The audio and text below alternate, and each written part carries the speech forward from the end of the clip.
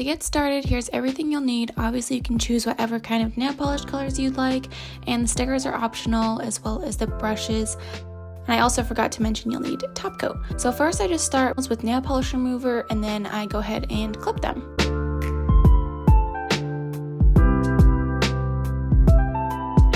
I'm using these Kiss 100, the short square. You can get long, obviously you can get whatever length that you would like. It comes with this nail glue that is extra strength, so I like this one and I just carry it around my purse with me for any touch-ups. Go through and look at all the different kinds of sizes and see which one matches up to each one of your fingers best. So one way I like to keep them organized is to put them all on this piece of tape so that they don't roll away and get lost when you're trying to figure out what size you are. Then I'm just taking the size and matching it up. You want to make sure it goes a little bit over your nail instead of under, and then you can always file it afterwards. So I'm just giving my nails a quick file through all of them and getting them really just prepared to have that nail on it. Then I just want to go through and file the side so that it fits your nail best. Make sure you get the side where there's the cuticle as well so that it fits perfectly. So this one I just began with the thumb and then I put it up at the top so that I know which ones I've done and which ones I have left to do. So now I'm just starting on my index finger. Again, making sure that it goes a little bit over so that you can file it to your finger size. So after you filed it, just make sure it matches up perfectly and set it to the top. Also, I'm working on a towel so that in case of any spills and all the powder that gets everywhere from filing them just goes onto the towel and I can throw it in the laundry. So now I've done this entire hand and I'm going to work on the right hand now, and again putting them up at the top when I'm finished. So again, just make sure you're filing that space where the cuticle is going to be so that it lines up best to your finger. And then just go ahead and do this again on all 5 of your fingers. So now I have both hands done. All of them are lined up and ready to go. You just get your glue out and ready.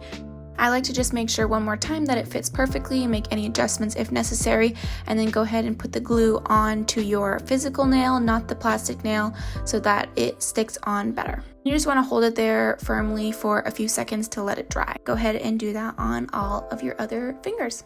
Trust me, I know this is going to look a little bit crazy to begin with, but I promise you it will come out amazing.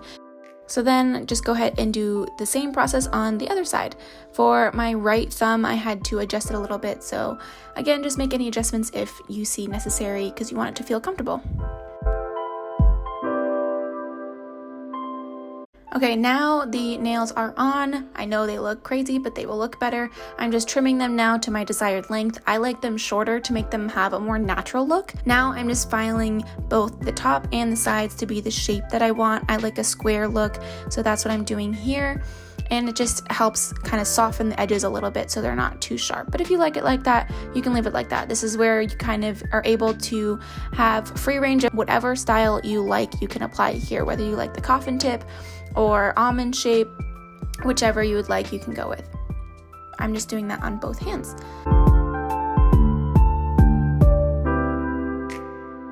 Now they're ready to go. They're kind of looking more like natural nails.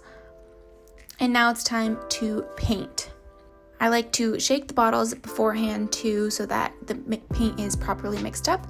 And obviously you can do whatever design you would like, but I'm going for a white, black, and gold theme here today.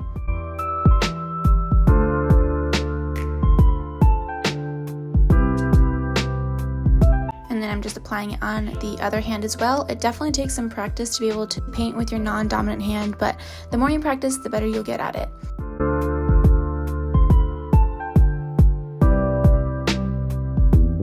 And then go ahead and put a second layer of each polish. I had to do a third coat of the sparkly one just to really make it shine. Okay, if you don't have the proper materials, you can always use a Q-tip to help clean up the edges. I like to use my little brushes though with some acetone, so I've just poured some here a little too quickly. Again, why I have the towel for any spills, but I'm just using this brush to clean up the edges and remove any of the excess polish around the edges of my fingernails. Okay, now I'm just going ahead and doing a diagonal line with the gold for the style I'm going for, and then I'm gonna add the black on half of the gold side. Obviously on both hands. And then I changed my mind and wanted to put some more black in to make it match the design. So I changed my mind and painted my pinky black, which I think it looks a lot better now. Because before, the black just looked a little bit too random. Okay, now for the top coat, you want to just put a generous amount of top coat. Make sure you get the top edges as well, because those will be what wear away first. And then I like to do the designed nail first so that it doesn't smudge as easy, and the other colors like the black doesn't smudge onto the white part. So I like to do the light colors first. And here is the final product. I think they came out amazing. Obviously you can customize them to whatever shape that you want, but here is the design I went for, and they came out so good, especially with all the nail salons being closed. This is definitely an amazing option to go for.